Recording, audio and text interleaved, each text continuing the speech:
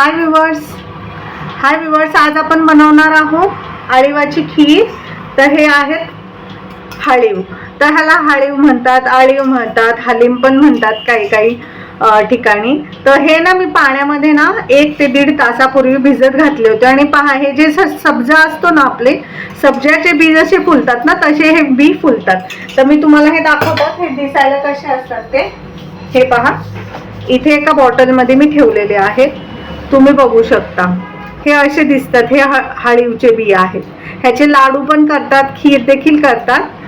तर इथे ना मी हे हाळीवचे बरोबर हा 1 चमचा जो आहे ना, हा 1 चमचा भरून हे बी भिजत घातलेले आहेत 1 ते 1.5 तासापूर्वी पाण्यामध्ये. आणि हे पहा किती छान फुलून आले. तर आता मी तुम्हाला ह्याची खीर कशी बनवायची किंवा पेज म्हणा किंवा खीर म्हणा ती दाखवणार आहे.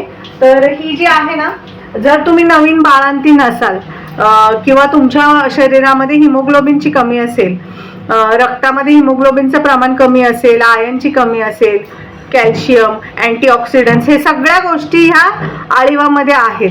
तर तुम्ही हे जर उपाशी पोटी सकाळी पिले तर ह्याचा खूप उपयोग होतो. आपली हाडं देखील बळकट होतात, दात, नख ही देखील मजबूत होतात, केसांचं आरोग्य देखील सुधारतं, केस गळती देखील थांबते. पण जर तुम्ही बाळंतीण असाल तर तुम्ही हे जर उपाशी पोटी सकाळी पिले तर तुम्हाला खाण्यास मदत होते. त्यामुळे हे बाळंतीण बाईला तर हे देतात. त्यामुळे आता मी तुम्हाला ह्याची प्रोसेस सांगते. तर हे जे आपण आहे हे मी भिजत घातलेलं आहे. 1 चमचा जे हाळीव आहे ते मी भिजत घातलेले आहेत. हे पहा किती छान भिजलेले आहेत. आता आपण ह्याच्यामध्ये काय टाकणार आहे, इथे आहे 2 चिमूट वेलची जायफळची पूड आणि चिमूटभर आहे इथं मीठ. तर हे आपण ह्याच्यामध्ये टाकून घेतलेलं आहे. आणि तुम्हाला जितकं गोड आवडतं ना त्यानुसार तुम्ही ह्याच्यामध्ये गूळ ऍड करायचा आहे. तर इथे मी 1 आणि 2 मी इथे 2 चमचे गूळ घातलेला आहे. तुम्हाला जर कमी गोड आवडत असेल तर तुम्ही तुमच्या आवडीनुसार ह्याचं प्रमाण कमी जास्त करू शकता. आणि मी तुम्हाला सजेस्ट करेल की तुम्ही गुळच वापरा, साखर वापरू नका. गुळामध्ये लोहाचं प्रमाण जास्त असतं. त्यामुळे तुम्ही हे जर तुम्हाला हिमोग्लोबिनची कमी असेल, आयर्न, फॉलिक ॲसिड, तर हे खूप उपयोगी आहे. त्यामुळे ही उपाशी पोटी जर तुम्ही हे पेय पिलात तर तुम्हाला खूप फायदेशीर ठरेल. त्यामुळे आता आपण हे गॅसवर ठेवायचं आहे आणि आपला जसा गूळ वितळेल त्यानंतर ह्याला शिजवणं आपण बंद करायचं. तर इथे मी ना अर्धा पेला एवढं घेतलं होतं हे. तर आता आपण आणखीन ह्याच्यामध्ये अर्धा पेला पाणी टाकायचं आहे आणि ह्याला छान असं गूळ विरघळेपर्यंत वितळून घ्यायचं आहे गॅसवरती. हे पहा व्ह्यूअर्स, आता मी गॅसवर उकळायला ठेवलेला आहे. गॅसची फ्लेम हायच ठेवा आणि हे उकळलं, ह्याच्यातला पूर्ण गूळ विरघळला की मग आपण ह्याला ना 1 ते 2 मिनिटं शिजवून घ्यायचं आहे. जास्त ह्याला वेळ लागत नाही, हे ऑलरेडी फुललेलं आहे. 1 ते 2 मिनिटं ह्याला भरपूर होतात. हे पहा व्ह्यूअर्स, आता ना आपलं छान असं हे मिश्रण जे आहे ना छान असं उकळलेलं आहे, तुम्ही बघू शकता. आणि पूर्ण ह्याच्यातला जो गूळ आहे तो विरघळलेला आहे.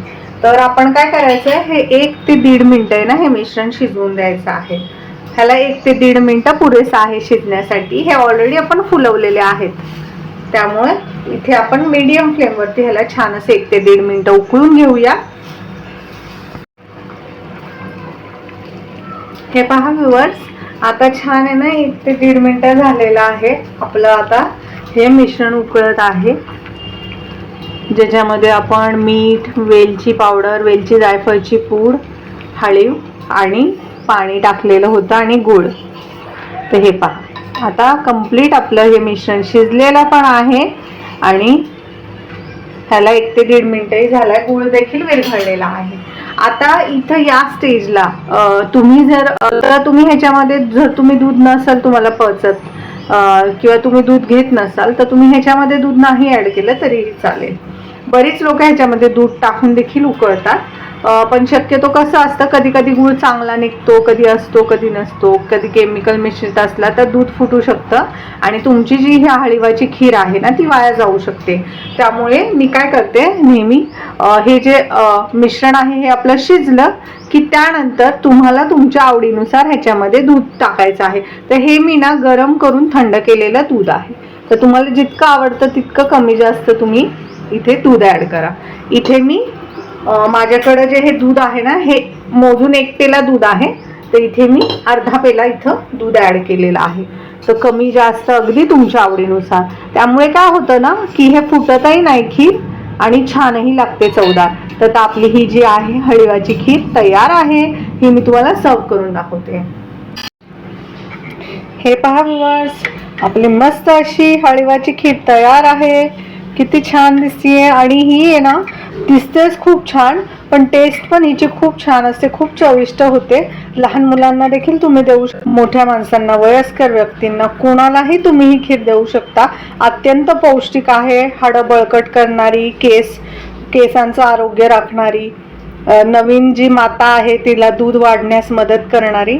त्यामुळे जर ही तुम्ही उपाशी पोटी रोज सकाळी जर थंडीच्या सीझनमध्ये जर तुम्ही घेतलीत उपाशी पोटी रोज सकाळी, तर ती तुम्हाला खूप फायदेशीर ठरेल. तर मग नक्की रेसिपी ट्राय करा आणि खीर नक्की बनवा. जर तुम्हाला ह्याच्यामध्ये ॲड करण्यासाठी वेलची जायफळची पूड नसेल, नाही टाकली तरीही चालेल. नुसती हिला गूळ किंवा साखरेचा वापर करून दूध आणि हळी वापरून केली तरीही खूप छान आणि टेस्टी लागते. तर माझी रेसिपी तुम्हाला कशी वाटली आणि रेसिपी आवडल्यास चॅनल लाईक करा, सबस्क्राईब करा. ही रेसिपी नक्की बनवून पहा.